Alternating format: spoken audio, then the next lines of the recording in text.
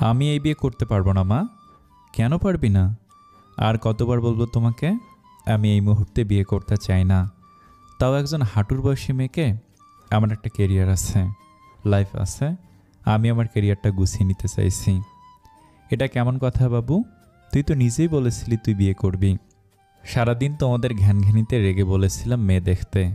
কে ভেবেছিল তোমরা সেই কথা ধরে একদম বিয়ের দিনক্ষণ ঠিক করে এসে আমাকে জানাবে? বাবু, বিয়েটা আমরা ঠিক করে ফেলেছি। পরশু তোর বিয়ে, আর আজ বলছিস তুই এই বিয়ে করতে চাইছিস না? মেয়েটাকে তুই তো এখনও দেখিসনি। একবার দেখ, একবার দেখবি বিয়ে না করে থাকতে পারবি না। উঠে দাঁড়ালো আহরাব। পুরো নাম আহরাব ইশতিয়াক।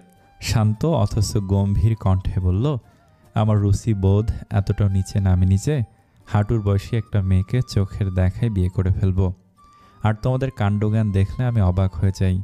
আমার বয়স 30 আর মেয়ে এখনও 18 পেরোয়নি। তোমরা কিনা তার সাথে আমার বিয়ে ঠিক করে ফেলেছ। মানুষ যখন জানতে পারবে তরুণ রাজনীতিবিদ আহরাব ইশতিয়াক এমন একটা মেয়েকে বিয়ে করেছে যে এখনও 18 পেরোয়নি, তখন আমার মান সম্মান আর কিছু বাকি থাকবে? তোমরা বলো। আমার এতদিনের সাজানো কেরিয়ার মুহূর্তেই ধ্বংস হয়ে যাবে। বাল্যবিবাহের অপরাধে আমাকে পুলিশ ধরে নিয়ে যাবে। উদ্বিগ্ন হলেন আয়েশা বেগম। এই সময় এসে ছেলের মুখে এই কথা মোটেও আশা করেননি তিনি। তাছাড়া মেয়ে তার বড় ভাইয়ের শালার মেয়ে, বড় মুখ করে তাদের কথা দিয়েছিল আয়েশা বেগম। মেয়েকে প্রথম দেখাতেই তার বেশ পছন্দ হয়ে গিয়েছিল, তাই আর বয়সের দিকে তাকায়নি সে। সরাসরি বিয়ে ঠিক করে ফেলেছে। কে জানতো এই সময় এসে ছেলে তার বেঁকে বসবে। অসহায় কণ্ঠে আয়েশা বেগম বলল, আহরাব। আর কিছু বলতে পারল না সে। তার আগেই আহরাব বলল, আমি আর কোনো কথা শুনতে চাই না। আমি এই বিয়েটা করব না, ব্যাস এটাই শেষ কথা। বিয়ে ভেঙে দাও তুমি। আয়েশা বেগমের সামনে আর 1 মিনিটও দাঁড়ালো না আহরাব। হনহন করে হেঁটে বেরিয়ে গেল। সে খুব ভালোভাবেই জানে এই মুহূর্তে মায়ের সামনে থাকলে ইমোশনাল ব্ল্যাকমেল শুরু করবে, কান্নাকাটি শুরু করবে। আর মায়ের কান্না একদম সহ্য করতে পারে না আহরাব। তাই আয়েশা বেগমের কিছু বলার আগে দ্রুত প্রস্থান করল সে। মাথায় হাত দিয়ে ধপ করে বসে পড়ল আয়েশা বেগম।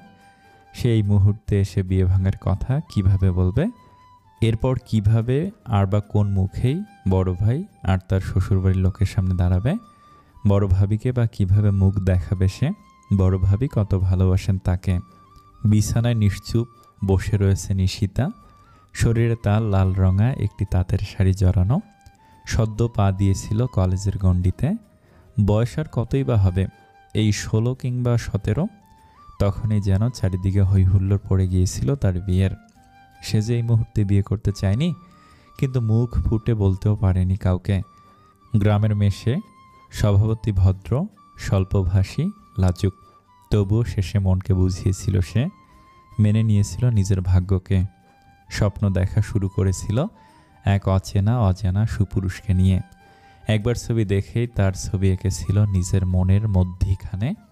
বিয়ের তোড়জোড়ও শুরু হয়ে গিয়েছিল। আত্মীয় স্বজন সবাইকে দাওয়াত দেওয়া হয়েছিল। কিন্তু হায়, কাল বিয়ে, আর আজ ছেলেপক্ষ কোনো কারণ ছাড়াই ভেঙে দিয়েছে। নিশিতার বাবা আকরাম মিয়া মাথায় হাত দিয়ে বসে পড়েছে। সে নিজের ভুলের জন্য মনে মনে গুমড়ে মরছে। কিছু বাজ বিচার না করেই বোন জামাইয়ের কথায় বিশ্বাস এবং ভরসা করে মেয়ের বিয়ে ঠিক করে ফেলেছিল সে। এখন কি হলো? ছোট্ট মেয়েটার জীবনটা নিজ হাতে অগোছালো করে দিল। গ্রামের মানুষ যেন উঠে পড়ে লেগেছে নিশিতার খুঁত ধরতে। পাড়ায় পাড়ায় রটিয়ে দিচ্ছে নিশিতার চরিত্রে দোষ রয়েছে, তাই ছেলেপক্ষ বিয়েটা ভেঙে দিয়েছে। গ্রামের কিছু মানুষ স্বভাবতই এমন, তিল হলে তারা তাল বানায়। বিছানা থেকে উঠে দাঁড়ালো নিশিতা। ধীর পায়ে হেঁটে ঘরের দ্বারের দিকে গেল। শাড়ির আঁচল ছড়িয়ে পড়েছে মেঝে জুড়ে। হাঁটু অবধি চুলগুলো খুলে ছড়িয়ে পড়েছে পিঠে জুড়ে। চোখে পড়া সযত্নে কাজল লেপটে ছড়িয়ে পড়েছে চোখের কোণে। সেদিকে কোনো খেয়াল নেই নিশিতার। নিঃশব্দে দ্বার বন্ধ করল সে। ধীর পায়ে দাঁড়ালো তার রুমের দক্ষিণ প্রান্তের জানালার কাছে। এই জানালা দিয়ে বাড়ির পিছনের পুকুর পাড়টা দেখা যায় স্পষ্ট।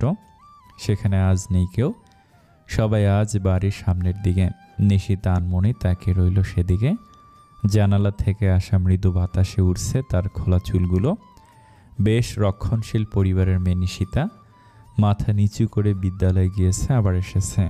গ্রামে আকরাম মিয়ার বেশ নামডাক থাকায় চোখ তুলে তার দিকে তাকানোর সাহসও পায়নি কেউ। তার মনে এর আগে কখনো বসন্তের ছোঁয়া লাগেনি।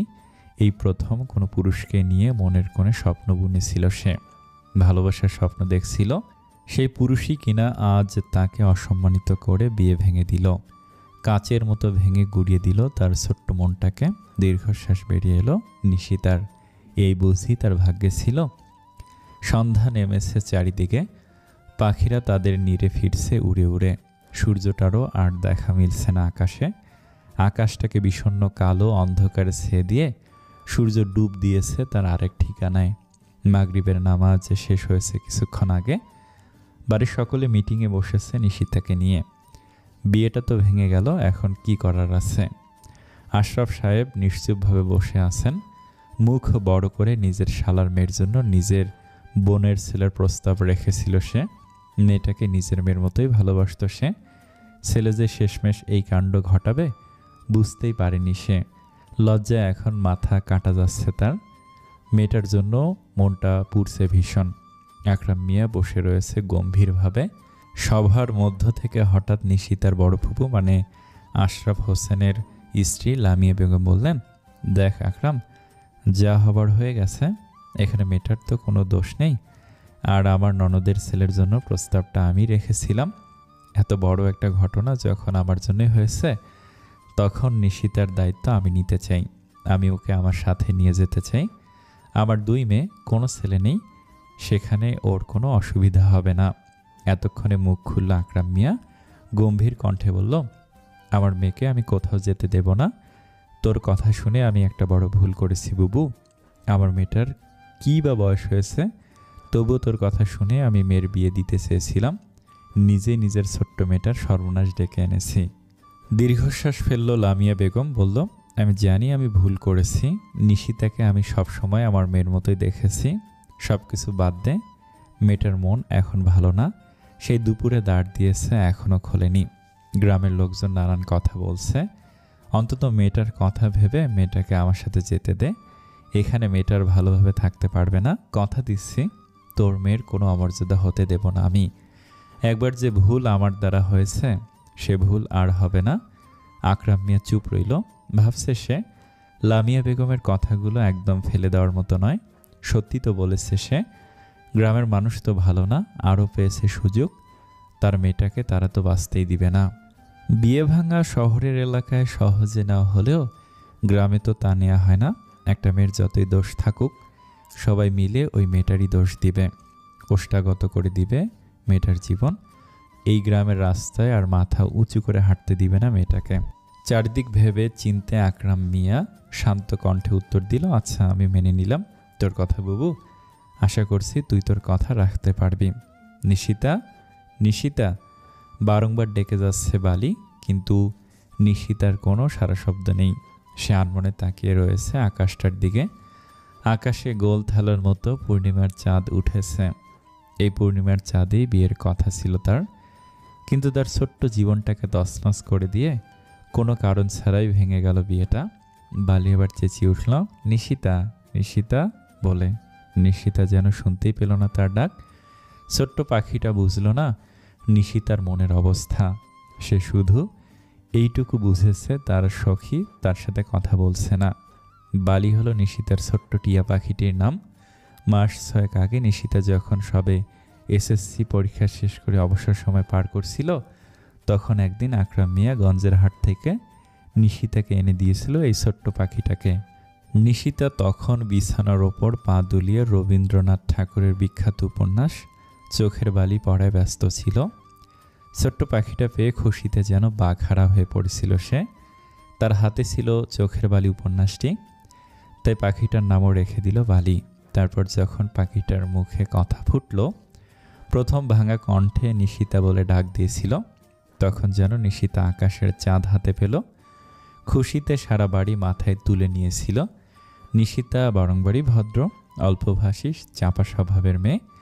সেখানেই পাখিটা তার কথা বলার সাথী হয়ে এলো।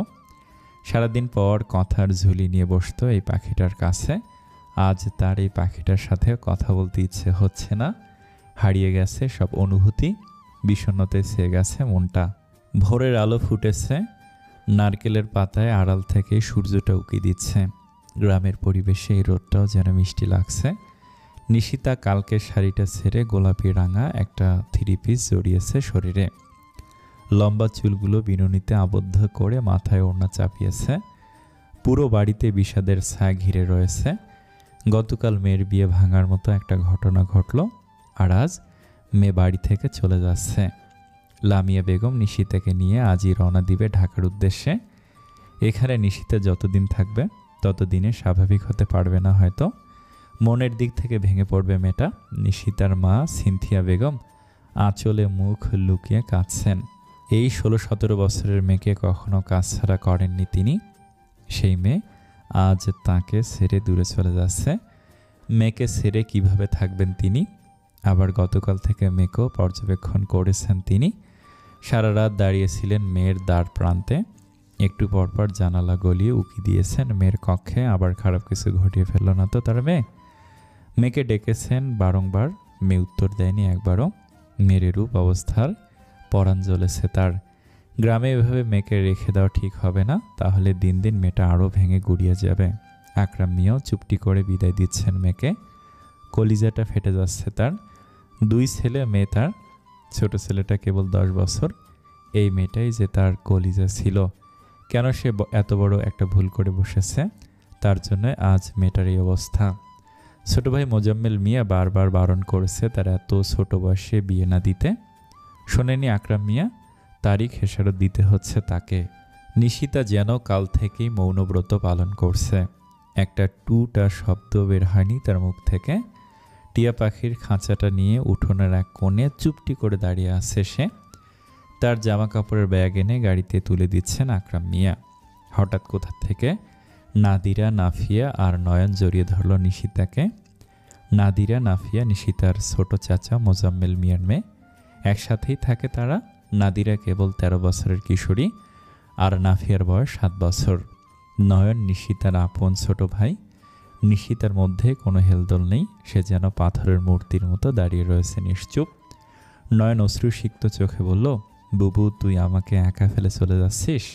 উত্তর দিল না নিশিতা, শুধু চোখ তুলে তাকালো ছোট্ট ভাইটার দিকে। নাফিয়া তার ফোলা ফোলা চোখ দুটো নিয়ে কান্না বিজড়িত কণ্ঠে বলল, আমি আর দুষ্টুমি করব না বুবু, তবু তুমি আমাদের ছেড়ে যেও না। নাদিরা কিছু বলছে না, শুধু নিশিতাকে জড়িয়ে ফুপিয়ে ফুপিয়ে কেঁদে যাচ্ছে। ভাই বোনের এমন আবেগঘন মুহূর্ত দেখে চুপ থাকতে পারল না নিশিতা। কাল থেকে এই প্রথম তার মুখে কথা ফুটল। 3 ভাই বোনকে জড়িয়ে ভেজা কণ্ঠে বলল, একদম কাঁদবি না, তোরা কাঁদলে আমারও যে কষ্ট হয়। নয়ন কান্না বিজড়িত কণ্ঠে বলল, তবে আমাদের ছেড়ে চলে যাচ্ছিস কেন? দূর বোকা, কোথায় যাচ্ছি আমি? আমি তোদের ছেড়ে কোথাও যাচ্ছি না, শুধুমাত্র কয়েকদিনের জন্য বেড়াতে যাচ্ছি, আবার চলে আসব। নাদিরা মুখ খুলল, বলল, মিথ্যে বলছিস তুই, তুই আমাদের ছেড়ে চলে যাচ্ছিস। একটু ঠোঁট প্রসারিত করল নিশিতা, বলল, কে বলল তোদের এসব কথা? আমি তাড়াতাড়ি চলে আসব। নয়ন কান্না থামিয়ে বলল, সত্যি তো? একদম সত্যি। ছোট্ট নাফিয়া হাত উঠিয়ে বলল, আসার সময় আমার জন্য এতগুলো চকলেট নিয়ে আসবা। নিশিতা হেসে ফেলল, বলল, আচ্ছা বাবা, নিয়ে আসব।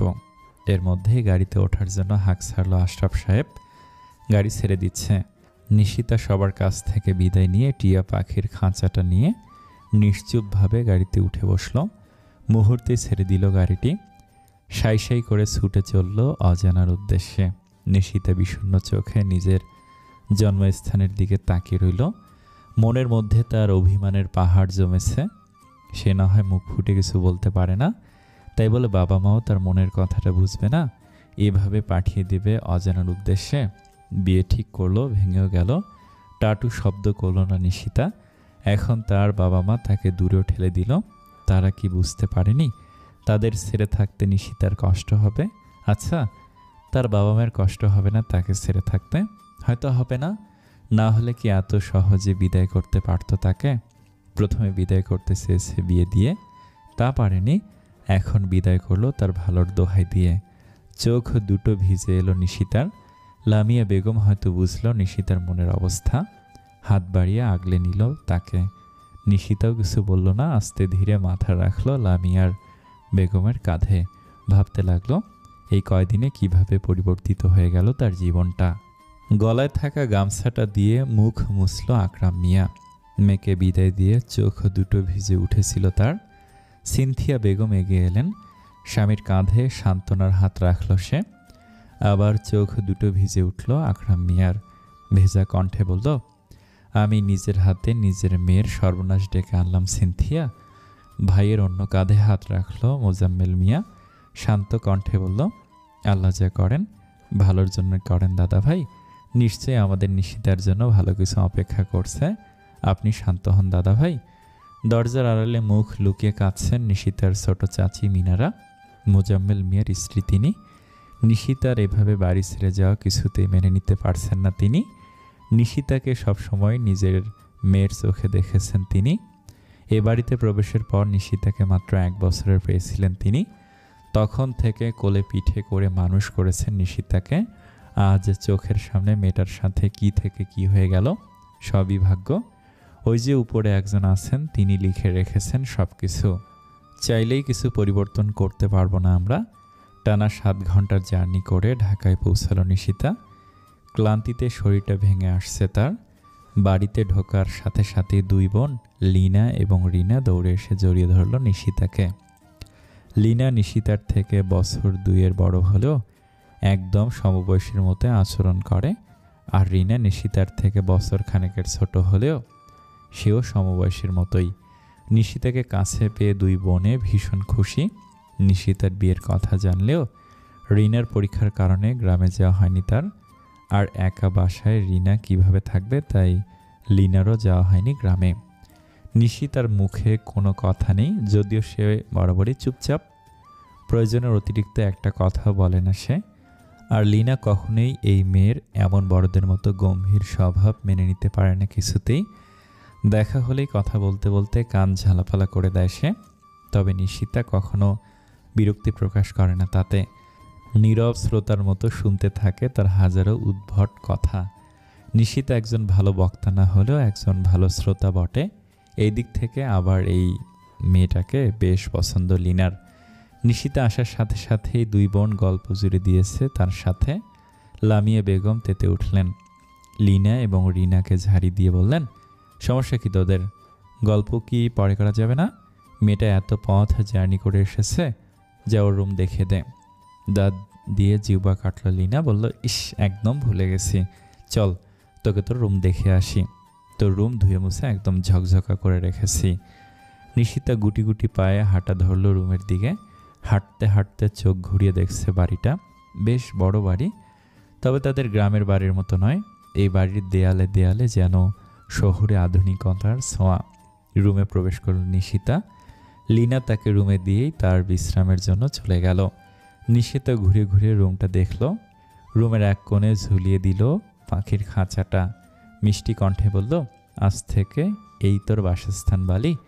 পাখিটা কি বুঝলো কে জানে, তবে বুঝদারের মতো মাথা নাড়ালো সে। নিশিতা এগিয়ে গেল জানালার দিকে। নরম কোমল হাতে সরিয়ে দিল জানালার ঝুলনো পর্দাটা। সাথে সাথেই জানালা গলিয়ে ঝলমলে রোদ এসে হানা দিল রুমের ভিতরে। ড্রেসিং টেবিলের সামনে দাঁড়িয়ে সময় নিয়ে লম্বা চুলগুলো খুলে দিল আস্তে ধীরে। গাড়িতে বাতাসের ঝাপটায় চুলগুলোতে কেমন জট পেকে গেছে। চুল খুলতে খুলতে ড্রেসিং টেবিলের আয়নায় নিজের চেহারা দেখে থমকে গেল সে। আচ্ছা, সে কি দেখতে খারাপ?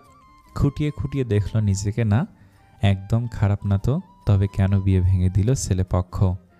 তার দাদি যখন বেঁচে ছিল তখন সে প্রায়ই তার ফোকলা দাঁতে পান চিবোতে চিবোতে বলতো, বুঝলি রে নিশি, আমি যদি পোলা হইতাম তাইলে এই বুড়া বয়সও তোর প্রেমে পড়িয়া যাইতাম। কথাটা শুনে খিলখিল করে হেসে উঠত নিশিতা। নিশিতা দাদি সবসময় বলতো নিশিতা নাকি সুন্দরী। শুধু সুন্দরী নয়, একেবারে আগুন সুন্দরী। টানা টানা চোখ, পদ্ম ফুলের পাপড়ির মতো গোলাপি রাঙা তীর ঠোঁট, ঠোঁট যুগল তার, সরু নাক, মুখটা একেবারে লম্বা, টানেরও না আবার একেবারে গোলও না, একদম মানানসই। আর গায়ের রং, সে বরাবরই সকলের হিংসার কারণ। স্কুলে মেয়েরা প্রায় তাকে জিজ্ঞেস করত, তুই কি মেখে এত ফর্সারে নিশিতা? উচ্চতাও বেশ ঠিকঠাক, 5 ফুট 3 ইঞ্চি। একজন বাঙালি মেয়ের এর চেয়ে আর লম্বা হওয়ার প্রয়োজন আছে কি? দীর্ঘশ্বাস ফেলল নিশিতা। আচ্ছা, লাভ হলো কি এই আগুন সুন্দরী হয়ে? এত সৌন্দর্যের পরেও তো বিয়ে ভাঙার কালিমা লেপন হলো তার চরিত্রে। কোনো অন্যায় না করেও মানুষ তার চরিত্র নিয়ে প্রশ্ন তুলল। যার ছবি মনে আঁকলো সেই তো তাকে পছন্দ করলো না, একবার ফিরেও তাকালো না তার দিকে, ভেঙে গুড়িয়ে দিল তার ছোট্ট মনটা। সত্যি কি কোনো লাভ আছে এত সুন্দরী হয়ে? না, কোনো লাভ নেই, কোনো লাভ নেই। তার ছেলের হাসি হাসল নিশিতা। সময় পরিবর্তনশীল, দিন যায় মাস যায়, সময়ের সাথে সাথে পরিবর্তন ঘটে মানুষের সম্পর্কের অনুভূতির। স্মৃতির খাতায় চাপা পড়ে যায় অতীত। সময়ের সাথে সাথে পরিবর্তন ঘটেছে নিশিতারও। শহরে আলো বাতাসে তার সৌন্দর্য বেড়েছে আরও। ইন্টার প্রথম বর্ষ থেকে পা দিয়েছে দ্বিতীয় বর্ষে, পড়াশোনায় বেশ মনোযোগী সে। অতীতকে চাপা দিয়ে আপন গতিতে এগিয়ে যাচ্ছে সামনের দিকে। কিন্তু চাইলে কি সব অতীত চাপা দেওয়া যায়? এত সহজে ভুলে যাওয়া যায় অতীত? স্মৃতির পাতায় কোথাও একটা থেকেই যায় অতীতের কালো ছায়া। মাঠের মধ্যে উত্তপ্ত রৌদ্রে একটা প্লাস্টিকের চেয়ারে বসে আছে নিশিতা। কোলের ওপর রাখা কলেজ ব্যাগটা, মাথার ওপর কাপড় দিয়ে ছাউনি করা। তবে সামান্য কাপড় কি আর আটকাতে পারে শক্তিশালী সূর্যের তেজস্ক্রিয় রশ্মি? গরমে রৌদ্রে নিশিতার ফর্সা মুখখানা লাল বর্ণ ধারণ করেছে। বিরক্তিতে ভুরু কুঁচকে বারবার এদিক সেদিক তাকাচ্ছে সে।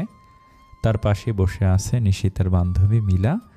আজ কলেজে এসে শুনেছিল আজ নাকি কিসের সমাবেশ রয়েছে কলেজে। অতিরিক্ত মানুষ, কোলাহল, সমাবেশ কোনোটাই তার পছন্দের তালিকায় নেই। সমাবেশের কথা শোনার পরই তৎক্ষণিৎ সে বাড়ি যাওয়ার উদ্দেশ্যে উদ্যত হয়েছিল, কিন্তু থেকে যেতে হলো ওই মিলার জোরাজুরিতে। কোন তরুণ রাজনীতিবিদ নাকি আসবে আজ, তাকে একটাবার সামনে থেকে দেখার সুযোগ নাকি হাতছাড়া করতে পারবে না মিলা। নামকরা রাজনীতিবিদ সে, তবে নিশিতা আগ্রহ করে তার নাম জানতে চায়নি। এইসব বিষয়ে বরাবরই তার আগ্রহ কম। কিন্তু যার জন্য এত অপেক্ষা সে কোথায়? তার তো দেখাই পাওয়া যাচ্ছে না। মাঠের কানায় কানায় পূর্ণ হয়ে উঠেছে। তবে অদ্ভুত ব্যাপার হলো আজকের সমাবেশে ছেলেদের তুলনায় মেয়েদের সংখ্যাই বেশি।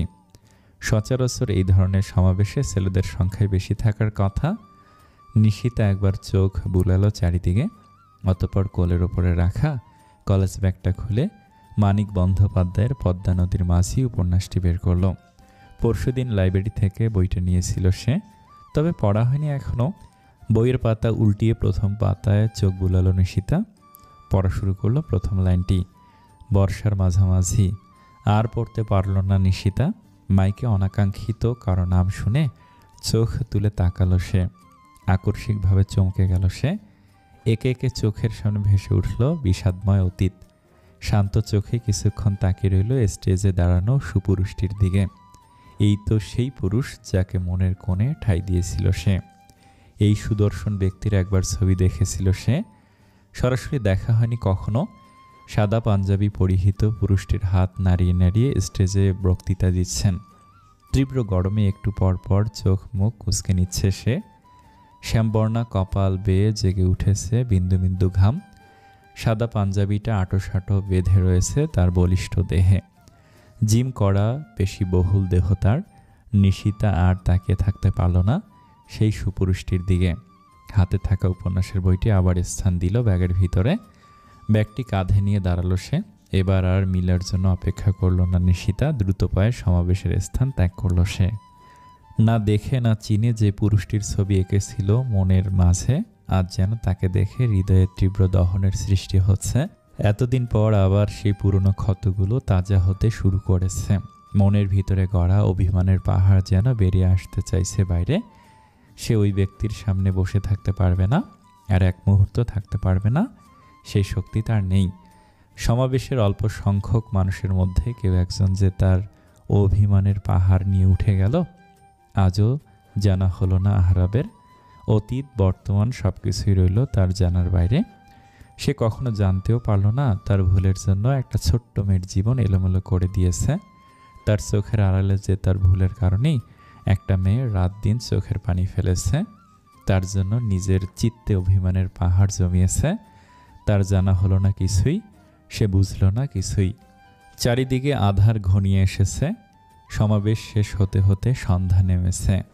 পুরো শহর আলোকিত হয়ে উঠেছে সোডিয়ামের কৃত্রিম আলোয়। নিজের দলবল নিয়ে মসজিদ থেকে নামাজ শেষ করেই মাত্র বেরিয়েছে আহারাব। তাদের সাথে কথা বলতে বলতে গাড়ির দিকে এগোচ্ছিল সে। হঠাৎ করে প্রবল ঝংকার তুলে বেজে উঠল তার মুঠোফোনটি।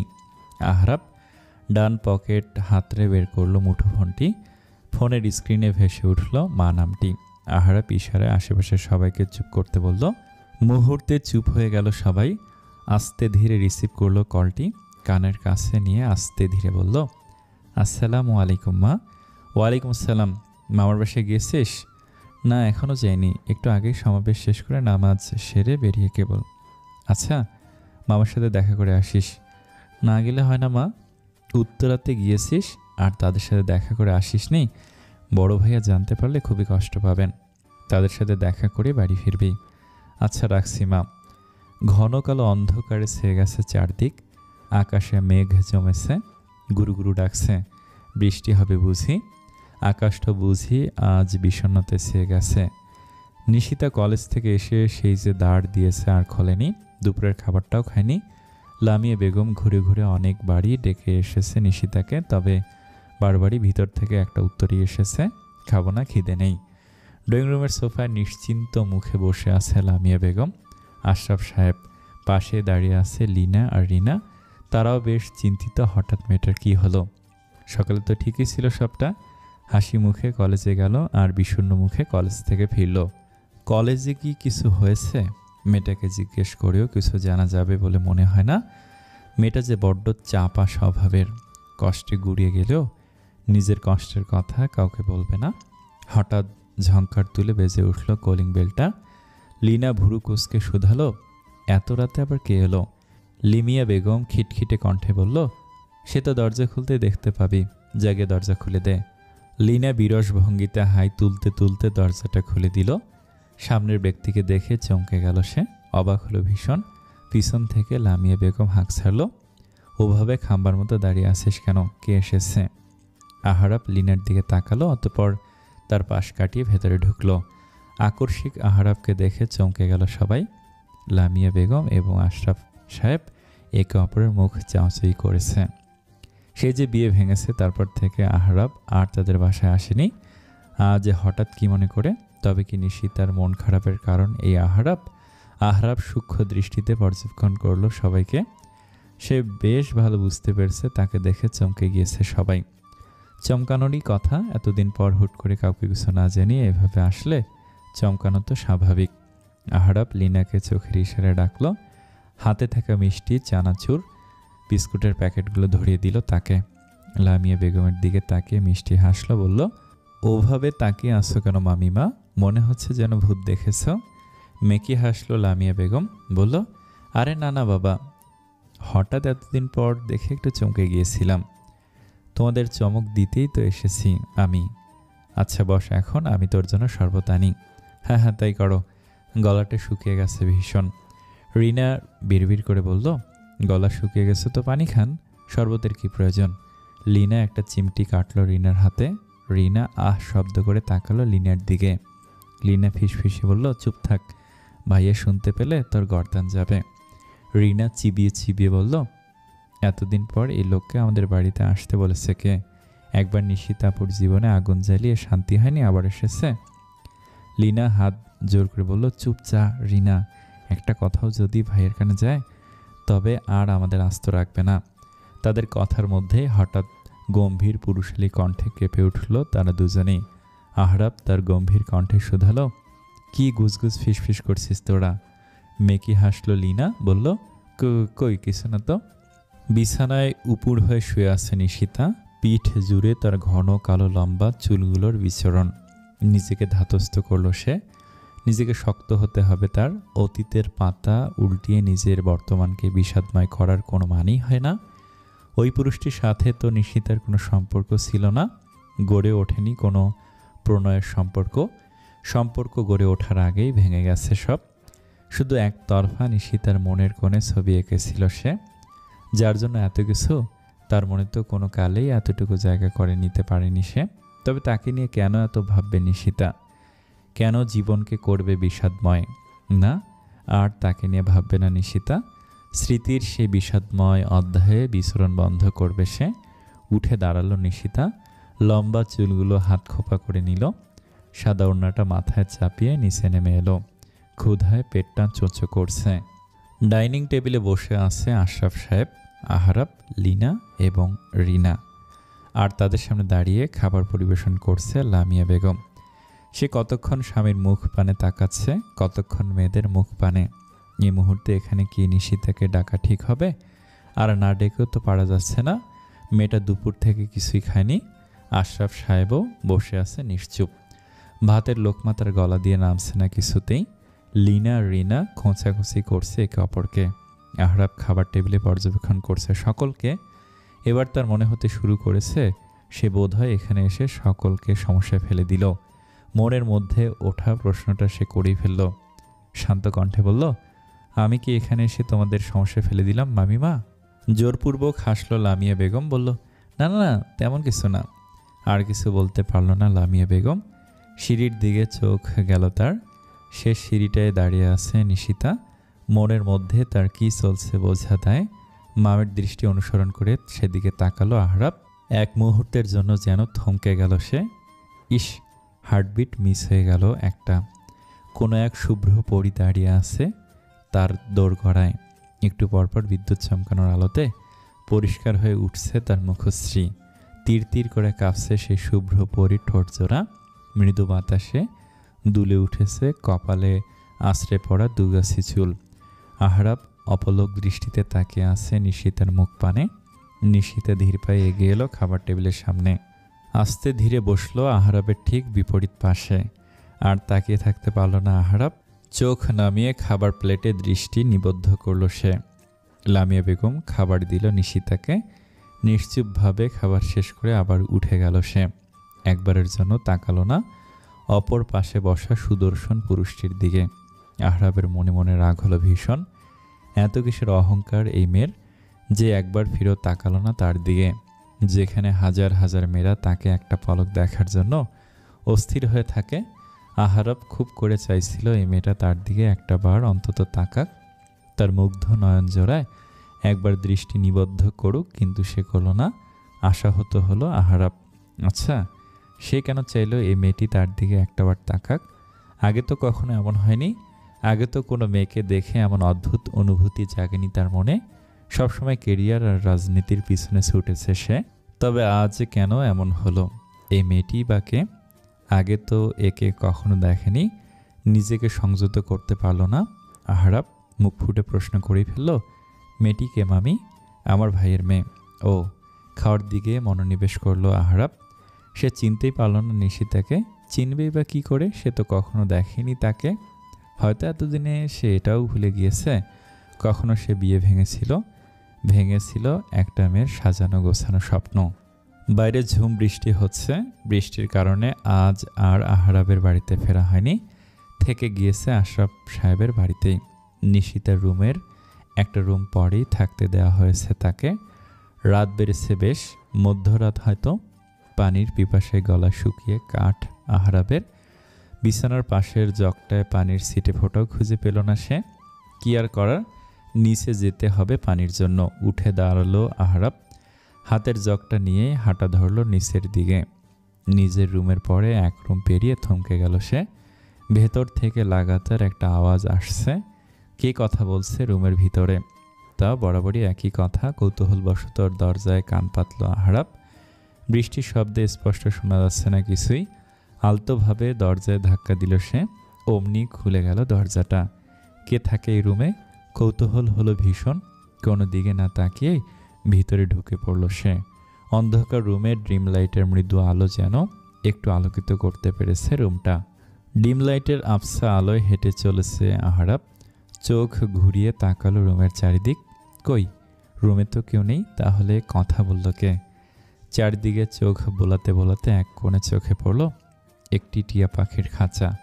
আহরাব এগিয়ে গেল খাঁচাটার দিকে। তবে কি এই টিয়া পাখিটাই কথা বলছিল নাকি?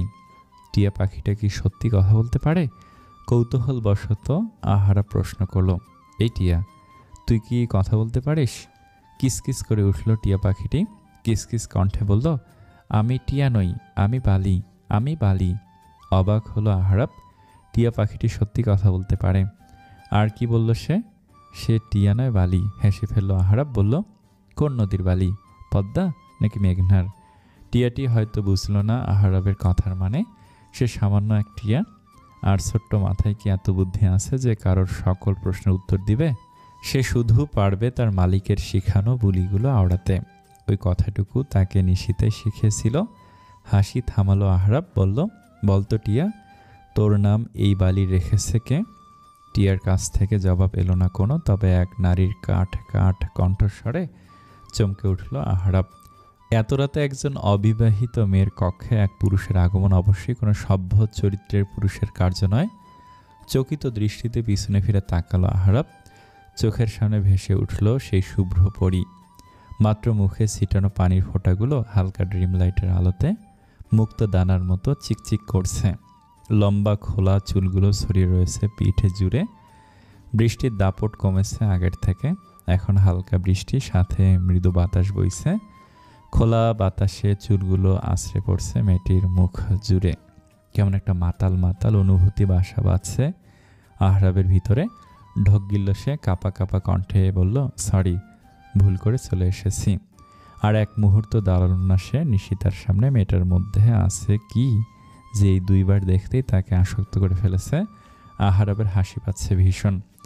যে পুরুষকে হাজার চেষ্টা করেও নারীরা বাগে আনতে পারে না, তাকে কিনা মাত্র দুইবার দেখাতে এমন এক পরিস্থিতিতে ফেলে দিচ্ছে এই মেয়ে। মেয়েটার আগুন ঝরা সৌন্দর্যের কারণেই বোধহয় এমন হচ্ছে। না, কাল সকালে এই বাড়ি ছাড়তে হবে তাকে। এই বাড়ি মোটেই তার জন্য নিরাপদ নয়। কেরিয়ার গড়তে হলে, একজন সফল রাজনীতিবিদ হতে হলে এই নারী নামক মায়াজাল থেকে দূরে থাকতে হবে তাকে, যেমনটা এত বছর ছিল। এই নারী মানে দুর্বলতা, আর সে মোটেই দুর্বল হতে চায় না, কিছুতেই না। গ্রীষ্মের তীব্র গরম, মাথার ওপর সূর্য তীব্র তেজস্বীভাবে জ্বলে যাচ্ছে। মাত্রই ক্লাস শেষে রিকশার জন্য দাঁড়িয়েছে নিশিতা। রোজ এইটুকু পথ হেঁটেই যায় সে, কিন্তু আজ এত গরমে সব ক্লাসগুলো করে শরীরটা ক্লান্ত লাগছে ভীষণ।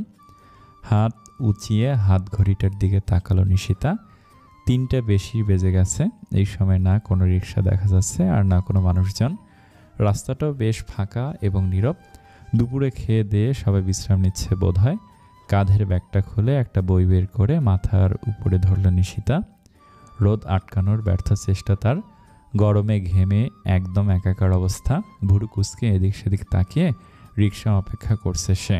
আহরাব নিজের গাড়িতে বসে দূর থেকে এতক্ষণ পর্যবেক্ষণ করছিল নিশিতাকে। একটা মিটিংয়ে এদিকটা এসেছিল সে। গাড়ি নিয়ে যাওয়ার সময় হঠাৎ রাস্তায় নিশিতাকে দাঁড়িয়ে থাকতে দেখে দাঁড়িয়ে পড়ল সে। মেয়েকে দেখলে যেন কেমন অদ্ভুত অনুভূতি হয় তার। যতই চাক মেয়েটাকে উপেক্ষা করে সামনে চলে যেতে পারে না সে। গাড়িটা ধীর গতিতে এগিয়ে নিয়ে গেল নিশিতার সামনে। জানালার কাঁচ নামিয়ে উকি দিল বাইরে। ভদ্রভাবে জিজ্ঞেস করলো, এই কলেজে পড়ো তুমি? নিশিতা ভুরু কুঁচকে তাকালো। এই ব্যক্তি এখানে কেন? তাও এই দুপুরে? অনিচ্ছা সত্ত্বেও নিশিতা উত্তর দিল, এমনি অসহ্য গরম। তার মধ্যে এই বান্দাকে দেখে নিশিতার মেজাজ বিগড়ে গিয়েছে। আবার সেধে সেধে কথা বলতে এসেছে আজ। আহরাব আবার প্রশ্ন করলো, কোন ক্লাসে পড়ো তুমি? Inter second year. হাসলো আহরাব, বলল, আমার হাঁটুর বয়সী তুমি? এতটা পুচকে দেখে তো মনেই হয় না। মেজাজের পারদ যেন লাফিয়ে লাফিয়ে বাড়ছে নিশিতার। তবুও কিছু বলল না তাকে কিনা শেষ পর্যন্ত পুচকে উপাধি দিল এই লোকটা। তাহলে কেন গিয়েছিল সেদিন তাকে বিয়ে করার প্রস্তাব নিয়ে?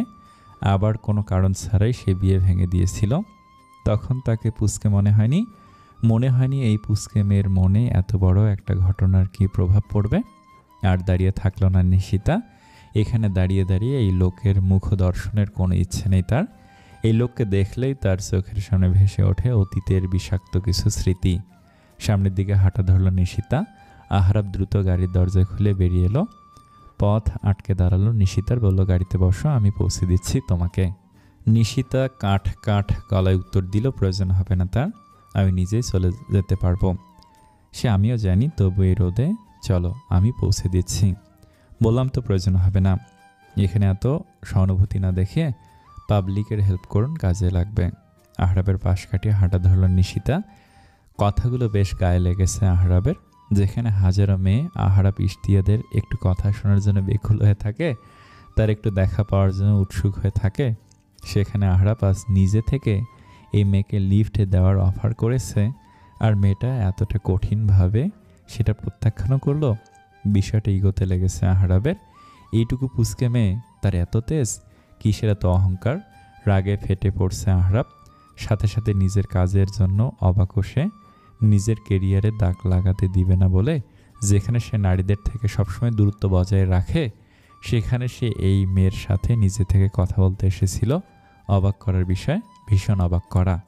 প্রতিদিনের তুলনায় আজ বাড়িতে একটু আগেই ফিরেছে আহরাব। যেখানে বাড়ি ফিরতে রোজ তার 8টা বা 9টা বেজে যায়, সেখানে আজ সন্ধ্যার আগে বাড়ি ফিরেছে সে। সূর্য এখনো ডুবে অন্ধকারকে স্বাগত জানায়নি। পশ্চিম আকাশে লাল রঙা সূর্যটা ছড়িয়ে রয়েছে তার লাল রঙা আলো নিয়ে। নিজের রুমে ঢুকে হাতঘড়িটা ছুঁড়ে ফেলল বিছানায় আহরাব।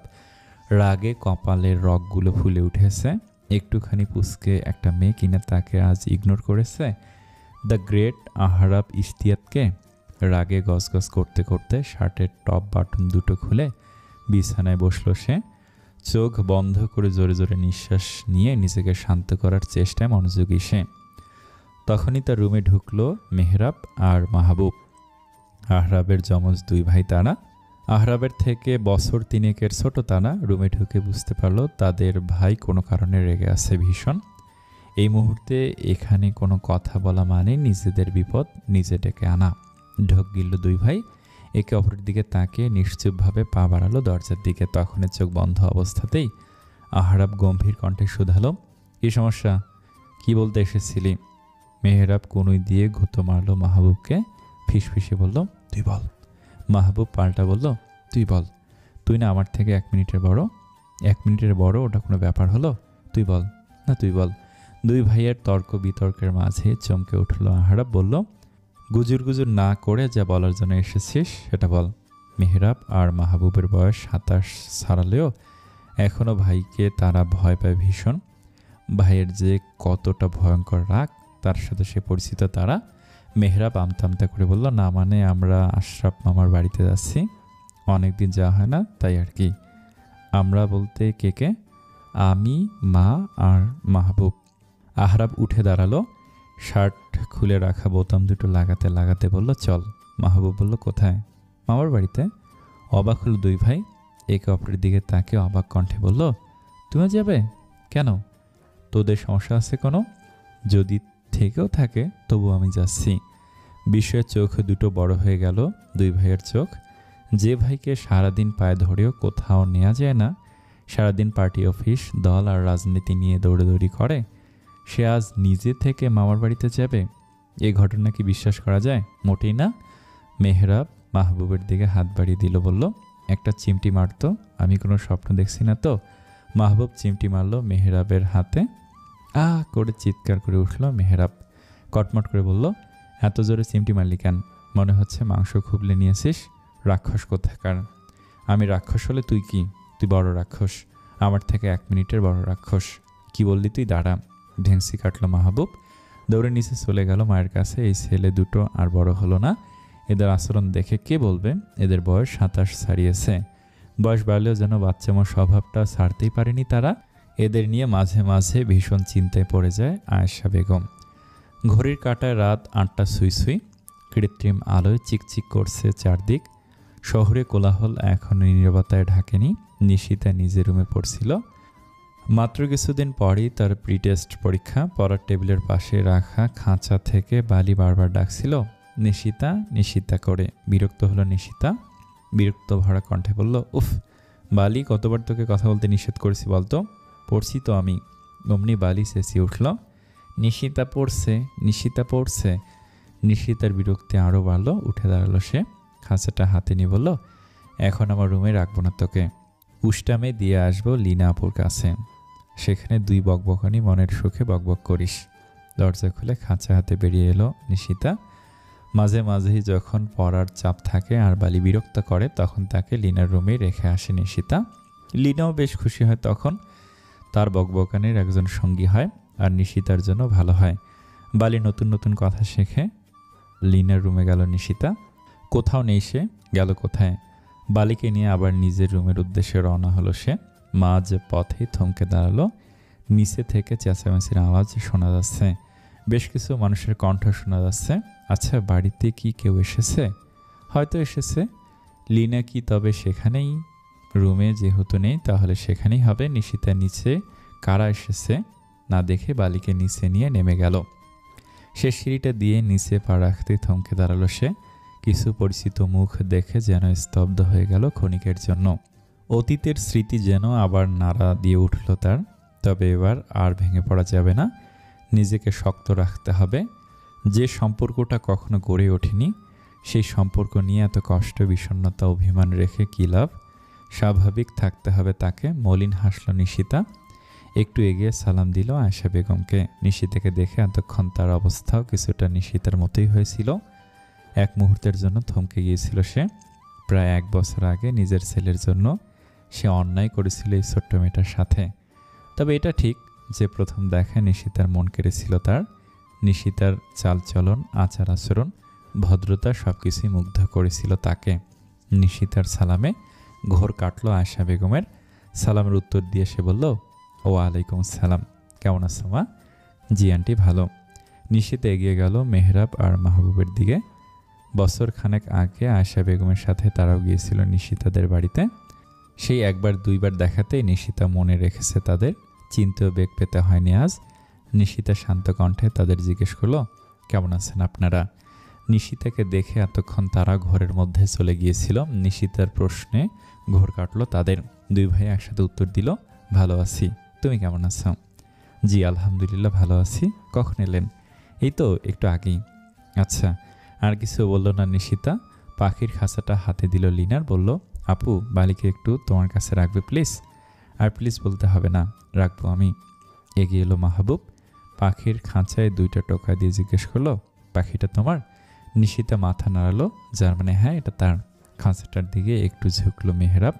জিজ্ঞেস করলো, এই পাখি কি নাম তোর? বালি। বালি? বালি আমার নাম। হেসে ফেললো মেহরাব আর মাহবুব। মাথা উঠিয়ে মেহরাব বলল, বাহ, পাখিটা দেখছি ভীষণ সুন্দর কথা বলে। নিশিতা নরম কণ্ঠে বলল, আচ্ছা আমি যাই, আমার পড়তে হবে, সামনে পরীক্ষা। কথাটা বলে 1 সেকেন্ডও দাঁড়ালো না নিশিতা। কাউকে আর কিছু বলার সুযোগও দিল না। লম্বা লম্বা পা ফেলে চলে গেল রুমের দিকে। আহারাব এতক্ষণ ভুরু কুঁচকে তাকিয়েছিল নিশিতার দিকে। সে অবাক হয়েছে এটা দেখে যে তার মা ভাই এই মেয়ের সাথে পূর্ব পরিচিত। তাছাড়া এই মেয়ে এখানে এসে সবার সাথে কথা বলল, তবে তার সাথে একটা কথা বলল না। পাত্তাই দিল না তাকে। সবার সাথে কি সুন্দর করে কথা বলল, আর ওর সামনে আসলে শুরু হয়ে যায় এই মেয়ের চাটাং চাটাং কথা। এই মেয়ের কিসের এত শত্রুতা তার সাথে? কেন সবসময় এত অনীহা তার প্রতি? আহরাবের রাগ যেন তরতর করে বাড়ছে। রাত 1টা, বাড়ির সবাই ঘুমিয়ে গেছে। শহুরে কোলাহল কমে গেছে। সারাদিনের বিরক্তকর গাড়ির হর্ন, মানুষের চেঁচামেচি আর শোনা যাচ্ছে না। শুধু শোনা যাচ্ছে রাতের নিশাচর কীটপতঙ্গের ডাক। আবার মাঝে মাঝে 2-1টা কুকুর ঘেউ ঘেউ করে ডেকে উঠছে। নিশিতা এখনও বসে রয়েছে পড়ার টেবিলে। পড়াশোনার কিছুই তার মাথায় ঢুকছে না। মাথায় তার এখন হাজারো চিন্তা। সে না চাইতে অতীত এসে বারবার কড়া নাড়ছে তার স্মৃতির পাতায়। নিজের ভিতরের চাপা আর্তনাদগুলো যেন বেরিয়ে পড়তে চাইছে আজ। এতদিন যা তার অপ্রকাশিতই ছিল। একবার অবশ্য নিচে গিয়েছিল সে, চুপচাপ খেয়ে আবার চলে এসেছে। কারোর সাথে কোনো কথা হয়নি তার। দীর্ঘশ্বাস ফেলল নিশিতা। বইয়ের পাতাগুলো আবার উল্টানো শুরু করলো। তখন থেকে এই একই কাজই করছে সে। পড়ছে না কিছুই, শুধু বইয়ের পাতাগুলো আনমনে উল্টাচ্ছে। হঠাৎ দরজায় কড়া নাড়ল কেউ। হয়তো লিনা এসেছে বালিকে নিয়ে। ইস, বালির কথা একদমই ভুলেই বসেছিল সে। সেই কখন বালিকে রেখে এসেছে লিনার কাছে। খুব জ্বালিয়েছে বোধহয় তাকে। আসলে মস্তিষ্ক জুড়ে এত বিষণ্ণতা থাকলে কি আর বাহিরের পৃথিবীর কোনো কথা মনে থাকে? চেয়ার ছেড়ে উঠে দাঁড়ালো নিশিতা। বিছানায় ফেলে রাখা অবহেলিত ওড়নাটা গায়ে জড়ালো সুন্দরভাবে। অতঃপর ধীর পায়ে দরজার দিকে এগিয়ে গেল। দরজার ছিটকিনিটা খুলে দরজা টানতেই চমকে উঠল সে। দরজার বাইরে দাঁড়িয়ে আছে আহারাব। নিশিতা পিছন ফিরে তাকালো। দেয়াল ঘড়িটা স্পষ্ট জানান দিচ্ছে 1:10 বেজেছে। নিশিতা ভুরু কুঁচকে তাকালো আহারাবের দিকে। গম্ভীর কণ্ঠে প্রশ্ন করল, এত রাতে আমার রুমে? আলো জ্বলতে দেখে এসেছিলাম। ও, পড়ছিলাম আমি, তাই? হুম। হুম, আর কিছু না?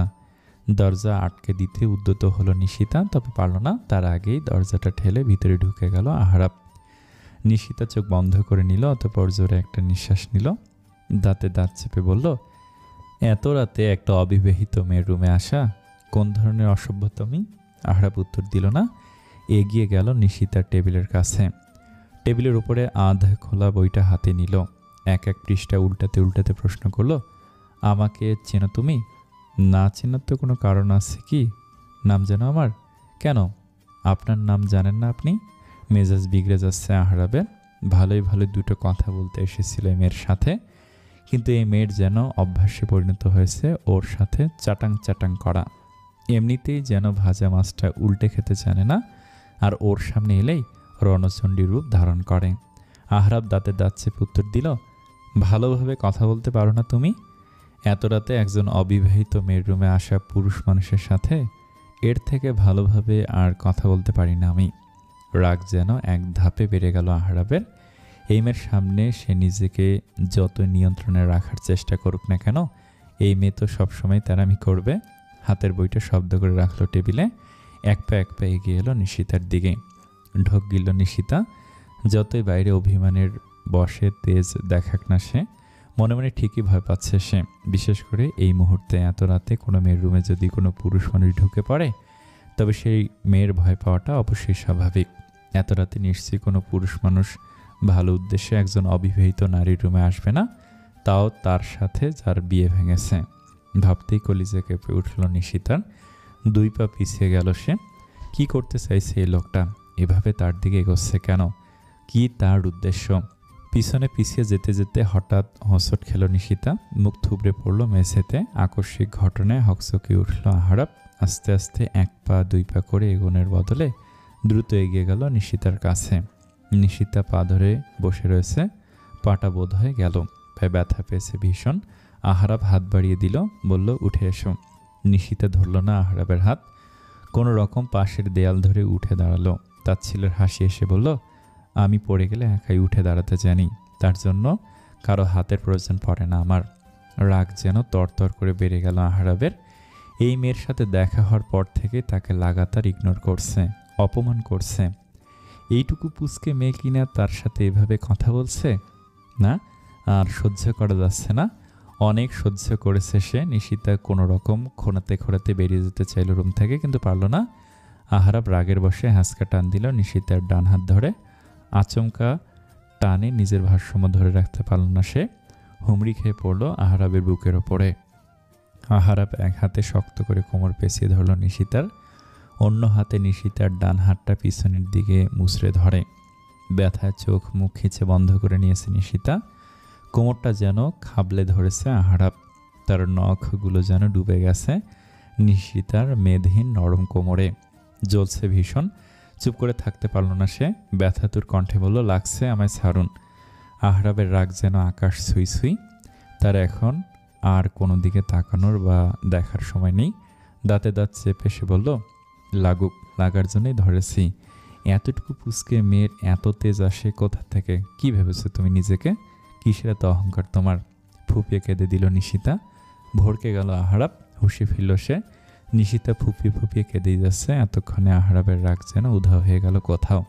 সে ছেড়ে দিল নিশিতাকে। ছাড়া পেয়ে নিশিতা যেন হাঁপ ছেড়ে বাঁচল। অন্য হাতটা দিয়ে হাত বোলালো আহরাবের ধরে থাকা হাতটা। ফর্সা কোমল হাতটা লাল হয়ে গেছে, কেমন রক্ত জমাট বেঁধে গেছে। একটু আগে পড়ে পায়ে ব্যথা পেয়েছিল ভীষণ। ওদিকে আহরাবের ধরে থাকা কোমরের স্থানটাও ভীষণ জ্বলছে। সব মিলিয়ে ব্যথায় জর্জরিত নিশিতা। অপরাধ বোধ অনুভব করলো আহরাব। অস্থির হয়ে উঠল সে। হাত বাড়িয়ে নিশিতার লাল হওয়া হাতটা ধরল সে। সিটা মেরে হাতটা সরিয়ে দিল নিশিতা। কাঠ কাঠ কণ্ঠে বলল, একদম আদিক্ষেতা দেখাতে আসবে না, এখনই চলে যান এখান থেকে। দেখো সরি, আমি আসলে বুঝতে পারিনি। আপনি তো অনেক কিছু বুঝতে পারেন না, অবুঝ শিশু কিনা, সবসময় ভুল করেই যান। আর তার খেসারত দেয় অন্য কেউ। অবাক হলো আহরাব। কি বলছে এই মেয়ে? সে আবার কি ভুল করলো যার খেসারত অন্য কেউ দিয়েছে? আহরাব কিছু বলার জন্য মুখ খুলতেই হাত উঠিয়ে থামিয়ে দিল নিশিতা। রাগী কণ্ঠে বলল, এক্ষুনি চলে যান এখান থেকে, নয় আমি কিন্তু চিৎকার করে বাড়ির লোকজনকে ডাকবো। নিজের সম্মানের দিকে তাকাবেন না, আর দেখো যাবেন নাকি আমি চিৎকার করব। দমে গেল আহরাব। আহত দৃষ্টিতে তাকালো নিশিতার দিকে। সে যা করেছে নিঃসন্দেহে তা অন্যায়। আসলে নিজের রাগকে নিয়ন্ত্রণ করতে পারেনি সে। আহরাবকে এখনও দাঁড়িয়ে থাকতে দেখে তেতে উঠল। নিশিতা বলল, কি হলো, যাচ্ছেন না কেন? আহরাব ছোট করে উত্তর দিল, যাচ্ছি। আর কিছু বলল না সে। নীরবে নিঃশব্দে রুম থেকে বেরিয়ে গেল সে। নিশিতার চোখ তুলে একবার তাকালো আহরাবের চলে যাওয়ার দিকে। তাচ্ছিলের হাসি হাসল সে। সকালের আলো ফুটেছে অনেকক্ষণ। নীরব শহরটা ব্যস্ত হয়ে পড়েছে। মানুষ ছুটে চলছে যে যার জীবিকা নির্বাহের কাজে। যানবাহনের প্যাঁপ ও শব্দতে ভরে উঠেছে রাস্তাঘাট। সকাল 10টা বেজেছে প্রায়। নিশিতা এখনও রুম থেকে বের হয়নি। যে মেয়ে খুব সকালে উঠে সকলকে জাগিয়ে তোলে, আজ তারই পাত্তা নেই। লামিয়া বেগম প্রথমে ভেবেছিলেন হয়তো আহরাবের জন্য নিচে আসছে না সে, কিন্তু এর জন্য এত বেলা পর্যন্ত নিচে আসবে না। কলেজের সময় তো হয়ে গেছে। কলেজ কামাই দেওয়ার মেয়ে তো নিশিতা নয়। চিন্তায় কপালে ভাঁজ পড়ল লামিয়া বেগমের। লিনাকে বলল, একবার দেখে এত নিশিতা ঘুম থেকে উঠেছে কিনা। অবশ্যই উঠেছে। এত বেলা পর্যন্ত ঘুমানোর মেয়ে নিশিতা নয়। আহ, যা না দেখে আয়, কী করছে মেয়েটা। লিনা সোফা ছেড়ে উঠল। এতক্ষণ বসে বসে সে আড্ডা দিচ্ছিল মেহরাব আর মাহবুবের সাথে। এখানে অবশ্য রিনাও রয়েছে। আহরাব নিজের রুম থেকে বেরিয়ে এসেছিল মাত্রই। আয়েশা বেগম এগিয়ে এলেন। লিনাকে বললেন, তুই বস, আমি যাচ্ছি। লিনা খুশি মনে বসে পড়ল। আহরাব ভুরু কুঁচকালো, জিজ্ঞেস করলো, নিশিতাকে? সবাই যেন আকাশ থেকে পড়ল। নিশিতাকে চেনে না সে? যার সাথে এত কাহিনী ঘটে গেল তাকে চেনে না আহরাব? লিনা, মেহরাব, মাহবুব, রিনা গোল গোল চোখে তাকালো আহরাবের দিকে। তারা যেন ভূত দেখার মতো চমকে উঠেছে। আহরাব চোখ ছোট ছোট করে তাকালো সবার দিকে। লিনা অবাক সুরে বলল, ভাইয়া, তুমি নিশিতাকে চিনো না? আহরাব সোফায় বসতে বসতে বলল, চেনার কথা ছিল বুঝি। আয়েশা বেগম এতক্ষণ শুনছিল ছেলের কথা। হঠাৎই শক্ত কণ্ঠে বলল, ওর চিন্তা হবে না কাউকে, আমি উপরে যাচ্ছি নিশিতাকে দেখে আসতে। অবাক হলো আহরাব। মা হঠাৎ রেগে গেলেন কেন? একজন মানুষকে সে নাই চিনতে পারে, এর জন্য রাগ দেখানোর কি আছে? আজব তো। মায়ের চলে যাওয়ার দিকে দৃষ্টি রেখে আহরাব বলল, মামিমা, 1 কাপ চা দাও তো, একটু পর পার্টি অফিসে যেতে হবে। আয়েশা বেগম টোকা দিলেন নিশিতার রুমের দরজায়। খুলল না দরজাটা। আয়েশা বেগম আবার টোকা দিলেন, এবারও খুলল না। এবার একটু জোরেই দরজা ধাক্কা দিল সে, সাথে ডাকও দিল নিশিতার নাম ধরে। নিশিতা ঢুলু ঢুলু পায়ে খুলে দিল দরজাটা। চোখ মুখ কেমন শুকিয়ে গেছে মেয়েটার। ফর্সা মুখটা লাল বর্ণ ধারণ করেছে। দেখে বোঝা যাচ্ছে মেয়েটা অসুস্থ। দরজা ধরে কোনো রকম দাঁড়িয়ে আছে। পা দুটো দুলছে, চুলগুলো অগোছালো হয়ে পড়ে আছে। আয়েশা বেগম আর দেরি করল না, ধরে ফেলল নিশিতাকে। গায়ে হাত দিয়ে চমকে গেল সে। জ্বরে গা পুড়ে যাচ্ছে মেয়েটার। আয়েশা বেগম আস্তে ধীরে নিশিতাকে ধরে বিছানায় আবার শুয়ে দিলেন। উপর থেকে ডাক ছাড়লেন, লিনা, মেহরাব, মাহবুব। মেহরাব, মাহবুব, লিনা, রিনা দৌড়ে এলো নিশিতার রুমে। তাদের সাথে আহরাবও এলো সেই রুমে। নিশিতা চোখ বন্ধ করে শুয়ে আছে বিছানায়। আয়েশা বেগম ব্যস্ত কণ্ঠে শোধালেন, জ্বরে মেয়েটার গা পুড়ে যাচ্ছে, তার মধ্যে তোরা কেউ দেখিসনি? চমকে উঠল সবাই। কাল রাতেও তো নিশিতাকে ঠিক দেখেছিল সবাই। লিনা ব্যস্ত হয়ে নিশিতার পাশে বসলো। কপাল হাত রেখে চমকে উঠল, বলল, এমা, এ তো অনেক জ্বর, গায়ে হাত দেওয়াই যাচ্ছে না।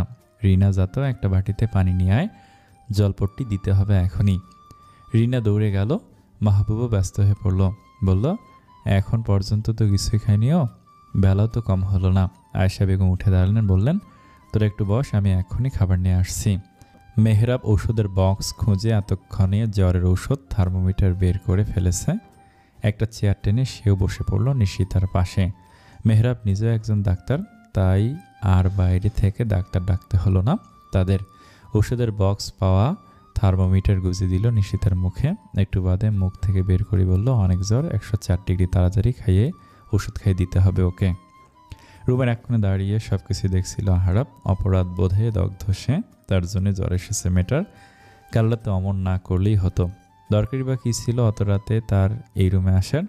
তার জন্যই সব হলো। তার জন্যই মেয়েটা এখন কষ্ট পাচ্ছে, বিছানায় বসে জ্বরে কাতরাচ্ছে।